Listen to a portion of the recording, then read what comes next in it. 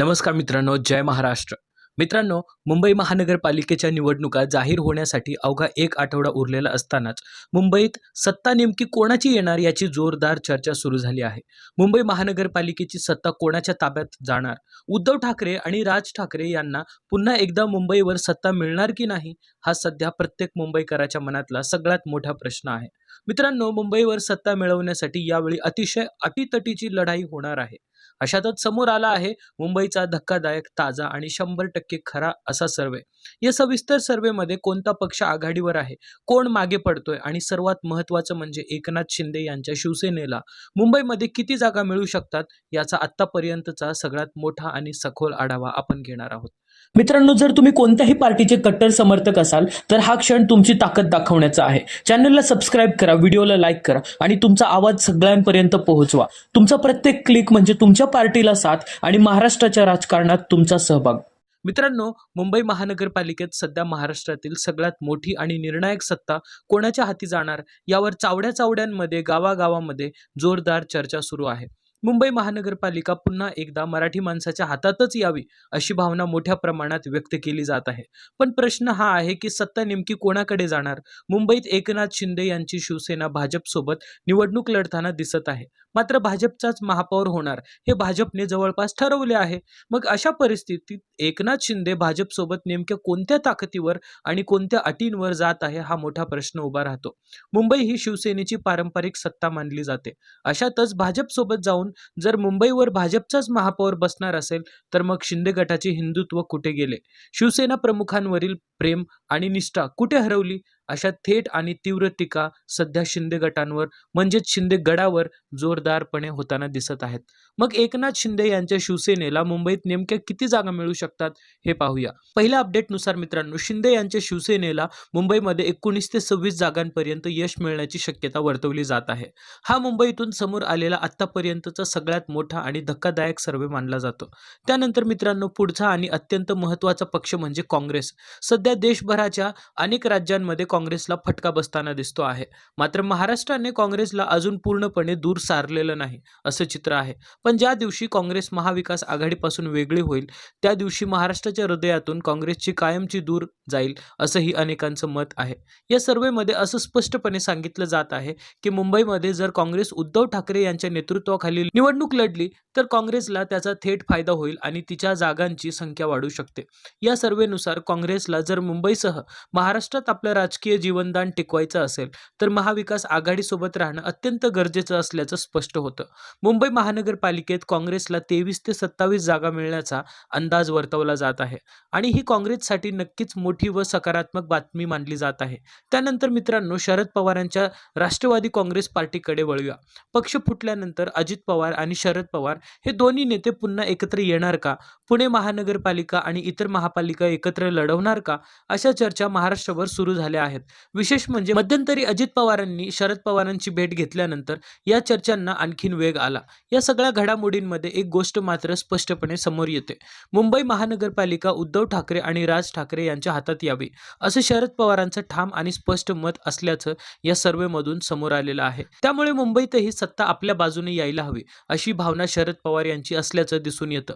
अशा परिस्थितीत शरद पवारांच्या राष्ट्रवादी काँग्रेस पार्टीला मुंबई महानगरपालिकेत किती जागा मिळू शकतात, हा मुद्दा तितकाच महत्त्वाचा ठरतो.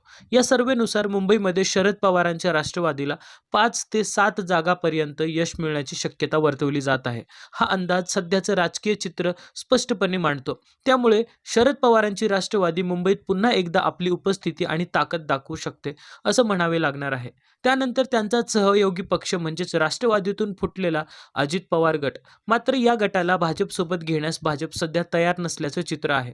अजित पवार नको अशी भावना भाजपच्या वरिष्ठ नेत्यांमध्ये असल्याचंही राजकीय वर्तुळात बोललं जात आहे. मुंबईत अजित पवारांमुळे भाजपला मोठा फटका बसू शकतो अशी स्पष्ट भीती भाजपमध्ये दिसून येत आहे. त्यामुळेच मुंबईत अजित पवारांचा टाळण्याचा प्रयत्न भाजपकडून सुरू असल्याचं चित्र आहे. एकीकडे महाराष्ट्रात शिंदे गटाला सोबत घेऊन भाजप मुंबई महानगरपालिकेची निवडणूक लढवण्याच्या तयारीत आहे, तर दुसरीकडे पुण्यात मात्र भाजपला अजित पवारांची साथ हवी असल्याचं विरोधाभासी चित्र दिसतं. अशी परिस्थितीत मुंबईमध्ये अजित पवारांनी जर एकट्याने निवडणूक लढवली तर त्यांना किती जागा मिळू शकतात, हा देखील तितकाच महत्त्वाचा मुद्दा आहे. या सर्व्हेनुसार अजित पवारांच्या राष्ट्रवादीला मुंबईत 4 ते 6 जागांपर्यंत यश मिळण्याची शक्यता वर्तवली जात आहे.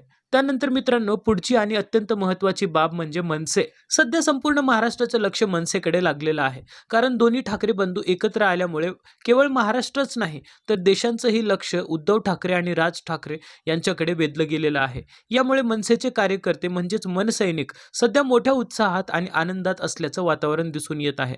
मग मुंबई महानगरपालिकेत मनसेला पुन्हा एकदा मुसंडी मारण्यासाठी उद्धव ठाकरे यांची भक्कम साथ मिळताना दिसते. याच कारणामुळे मुंबईचं राजकारण हळूहळू पण ठामपणे ठाकरे बंधूंच्या बाजूने झुकताना दिसत आहे. या घडामोडींमुळे मनसेलाही मोठी संधी मिळताना दिसते. या सर्व्हेनुसार मुंबई महानगरपालिकेत मनसे यावेळी पहिल्यांदाच सर्वाधिक जागा जिंकू शकते. मुंबईत मनसेला 26 ते 31 जागापर्यंत यश मिळण्याची शक्यता वर्तवली जात आहे. म्हणजेच राज ठाकरे हे 26 ते 31 नगरसेवक निवडून आणू शकतात आणि ही बाब राज ठाकरे यांच्यासाठी नक्कीच आनंदाची आणि महत्त्वाची ठरणार आहे. मित्रांनो, त्यानंतर पुढचा आणि तितकाच महत्त्वाचा पक्ष म्हणजे भाजपने आपल्या सर्व मंत्र्यांना, मुंबईतील सर्व आमदारांना पूर्ण ताकदीने मैदानात उतरवलेलं आहे. इतर सगळ्या राजकीय पक्षांना पराभूत करण्याच्या उद्देशाने भाजप सध्या जोरदार तयारीत आणि कामाला लागलेली दिसत आहे. मुंबईत उत्तर भारतीय, दक्षिण भारतीय, गुजराती, राजस्थानी अशा वेगवेगळ्या समाज घटकांसाठी स्वतंत्र सेल स्थापन करून मुंबईवर आपली पकड मजबूत करण्यासाठी भाजप आता सर्व साम, दाम, दंड, भेद वापरण्याच्या तयारीत आहे. मुंबईत सत्ता स्थापन करण्यासाठी भाजपकडून सगळ्या पातळ्यांवर जोरदार प्रयत्न सुरू झालेले दिसत आहे. एकंदरीत या सगळ्या हालचाली पाहता मुंबईमध्ये भाजपला नेमके किती जागा मिळणार, हा तितकाच प्रश्न महत्त्वाचा आहे. मात्र दुसरीकडे उद्धव ठाकरे आणि राज ठाकरे दोन्ही ठाकरे बंधू एकत्र येऊन निवडणूक लढवतात की नाही यावर भाजपला मोठा धक्का बसू शकतो. ही बाबही तितकीच निर्णायक ठरणार आहे. खरं तर मित्रांनो, भाजपचं संपूर्ण यश अपयश याच गोष्टीवर अवलंबून असेल की दोन्ही ठाकरे बंधू मुंबईत एकत्र कशा पद्धतीने आणि किती प्रभावीपणे लढतात. भाजपला मुंबई महानगरपालिकेत 61 ते 67 जागांपर्यंत यश मिळू शकते असा अंदाज या सर्व्हेमधून व्यक्त केला जात आहे. म्हणजेच भाजपला मुंबई महानगरपालिकेत बऱ्यापैकी जागा मिळताना दिसत आहेत. त्यानंतर मित्रांनो, महत्त्वाचा प्रश्न उरतो तो उद्धव ठाकरे यांच्या शिवसेनेचा. आतापर्यंत इतिहासात उद्धव ठाकरे यांनी मुंबईला फक्त आणि फक्त मराठी महापौरच दिला आहे. त्यामुळे येणाऱ्या निवडणुकीतही मराठी महापौरच होणार अशी स्पष्ट घोषणा उद्धव ठाकरे यांनी केलेली आहे. याच कारणांमुळे मुंबईत उद्धव ठाकरे यांना मोठं यश मिळण्याची शक्यता आहे असंही हा सर्व्हे सांगतो. जरी काही नगरसेवक पूर्वी त्यांच्या पक्षातून गेले असले तरी सध्या एकनाथ शिंदे गटातून अनेक नगरसेवक उद्धव ठाकरे यांच्याकडे परत येण्यासाठी इच्छुक आणि आतुर असल्याचं राजकीय वर्तुळात बोललं जात आहे. निवडणुका जाहीर होताच या नगरसेवकांना ठाकरे यांच्या शिवसेनेत प्रवेश दिला जाईल, ही बाब सुद्धा अत्यंत महत्त्वाची मानली जात आहे. जवळपास 35च्या आसपास नगरसेवकांची पुनर्वापसी ठाकरे गटात होण्याची शक्यता वर्तवली जात आहे. त्यामुळे मुंबई महानगरपालिका निवडणुकीपूर्वीच उद्धव ठाकरे यांची ताकद मोठ्या प्रमाणात वाढताना दिसते. या सर्व पार्श्वभूमीवर मुंबईत उद्धव ठाकरे यांना 67 ते 72 जागांपर्यंत यश मिळू शकतं असा अंदाज या सर्व्हेमधून व्यक्त केला जात आहे. मागील निवडणुकीच्या तुलनेत जरी 15 ते 20 जागा कमी आल्या तरीही उद्धव ठाकरे यांच्या शिवसेनेसाठी हे नक्कीच मोठं आणि निर्णायक यश मानावं लागेल. राज ठाकरे, उद्धव ठाकरे आणि काँग्रेस हे तिन्ही पक्ष एकत्र आले तर मुंबईवर सत्ता स्थापन करण्यासाठी उद्धव ठाकरे यांना कोणतीही मोठी अडचण येणार नाही अशीच सध्याची राजकीय गणितं आणि मांडणी उद्धव ठाकरे करताना दिसत आहेत.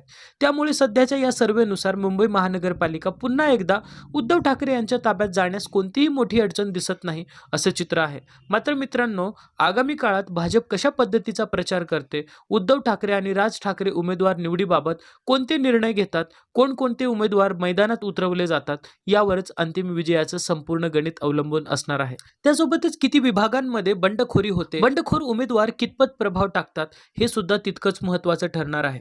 त्यामुळे पुढील 15 दिवसांमध्येच या सगळ्या चित्राला मोठं वळण मिळू शकतं आणि मुंबईत सत्ता नेमकी कोणाची येणार हे सर्वांनाच स्पष्ट होईल. सध्या तरी उद्धव ठाकरे यांची शिवसेना मुंबईत प्रचंड यशाच्या अगदी जवळ पोहोचल्याचं दिसत आहे. तर मित्रांनो, हा अपडेट तुम्हाला आवडला असेल तर नक्की लाईक करा. आपल्या या उमेश मुंबईवाला चॅनलला सबस्क्राईब करा. तुमची प्रतिक्रिया कमेंटमध्ये नक्की सांगा आणि राजकारणाच्या प्रत्येक घडामोडींवर आपलं मत व्यक्त करा. मित्रांनो, भेटूया पुढच्या व्हिडिओमध्ये अशाच काही वेगळ्या टॉपिक सोबत. तोपर्यंत जय हिंद, जय महाराष्ट्र.